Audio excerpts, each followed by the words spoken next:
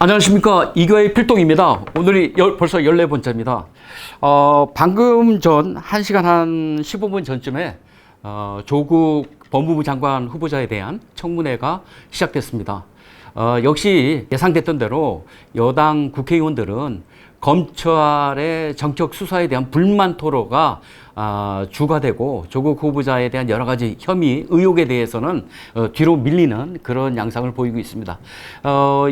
야당 국회의원으로서는 그 장제원 의원이 첫 질문자로 나섰는데요. 일단 어젯밤 5일 밤 새롭게 드러난 조국 후보자에 대한 직접적인 혐의, 의혹이 또 제기가 됐습니다. 그건 뭐냐면 조국 후보자가 5일 최성해 동양대 총장과 직접 통화를 해가지고 거짓말, 위증 교사 또는 증거 인멸이 될 수 있는 그런 말을 했다는 겁니다. 그래서 오늘은 주제를 조국 최성해 총장의 거짓말 종용, 그 사실만 밝히면 게임은 끝난다.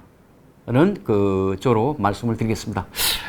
지금 장제원 의원이 그렇게 질문을 하면서 조국 후보자한테 어젯밤 언론에 나온 보도에 따르면 조국 후보자는 최성해 총장과 직접 통화를 했다고 했는데 맞습니까? 이렇게 물었습니다. 그러자 조국 후보자는 통화를 한 게 맞다고 인정을 했습니다. 그러면서 장제원 의원이 언론에 따르면 또 지금까지 하나 언론이 아니라 여러 보도에 따르면 조국 후보자가 최성해 총장한테 거짓말을 종용한 걸로 드러나고 있는데 그게 사실이냐? 이렇게 물었습니다. 그러자 조국 후보자는 그에 대한 답을 피하고 그 답변을 안 했습니다. 그래서 앞으로 이제 한 10시간 가까이 글쎄요 몇 시간 될지 모르겠습니다만은 하여튼 오늘 내내 이루어질 그 청문회에서 이게 이제 추가 질문이 나올 거고 조국 후보자의 그에 관련한 어떤 해명이 있을 겁니다. 근데 저는 어제 언론이 보도한 조국 후보자와 최성해 총장과의 직접 통화가 굉장히 중요한 어떤 변곡점이 될 거라는 그런 생각을 합니다. 왜냐하면 지금 언론 보도 지금까지 나온 거에 따르면 5일 밤 정경심 조국 후보자 부인이죠. 정경심 동양대 교수가 최성해 총장하고 통화를 하면서 이렇게 부탁을 했답니다.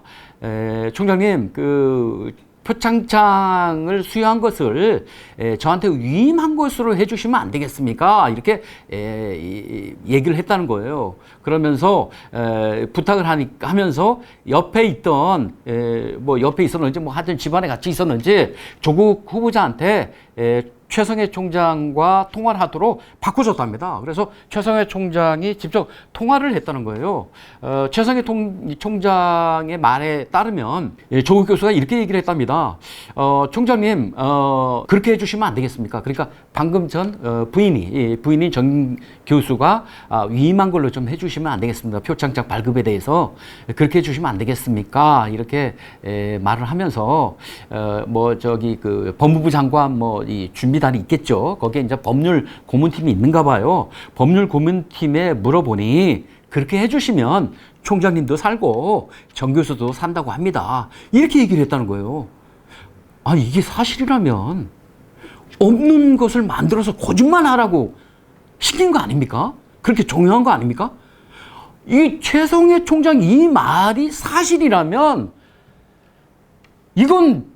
이거 완전히 이 조국 게이트에서 완전히 변곡점이 되는 거예요. 이제 게임 끝나는 겁니다. 왜냐하면 지금까지 자녀의 입학 문제, 의학 논문 등재 문제, 장학금 문제, 또 사모펀드의 투자 문제, 또 정보 입수 문제, 또 여러 가지 그러면 운동학원에 이 무변론에 관련한 그런 문제, 여러 가지 수십 가지의 혐의에 대해서 조국 후보는 이렇게 답변했습니다. 지난 2일 기자 간담회 자청에서 한 것에 따르면 나는 모른다.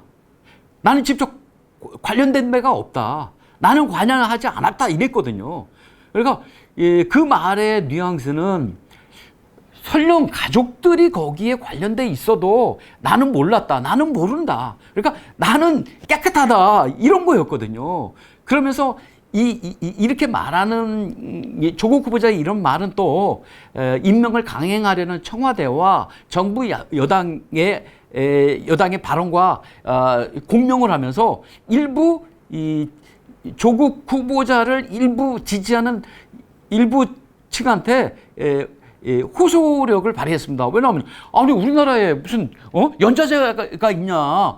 조국 후보가 직접 관여된 건 없지 않느냐? 조국 후보자가 비리 혐의를 직접 행하지도 않았냐? 증거가 있냐? 이렇게 얘기를 했거든요.